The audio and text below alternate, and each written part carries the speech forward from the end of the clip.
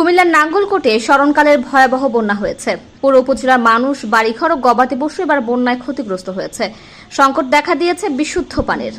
এখনও বন্যার পানি বিপদসীমার উপরে রয়েছে।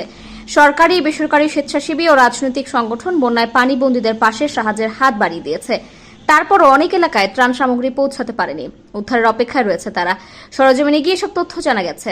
রায়কোট উত্তর ইউনিয়নের দাসনাইপাড়া গ্রামের আব্দুল মালিকের স্ত্রী আলিয়া বেগম ও তার মা জোরেনা বেগম জানান, গত এক সপ্তাহ ধরে তারা পানিবন্দী হয়ে আছে। ইসরাফিল হাজারি নামে এক ব্যক্তি একদিন কিছু খাবার দিয়েছে। তাছাড়া কেউ পানিবন্দী পরিবারটিকে দেখতে আসেনি এবং কোনো ধরনের সাহায্য সহযোগিতা করেনি। রান্নাঘরের চুলায় পানি উঠেছে। বাড়িঘর সব নষ্ট হয়ে গেছে গো। আমাদেরকে কেউ একবারও চাইতেও আসে নাই।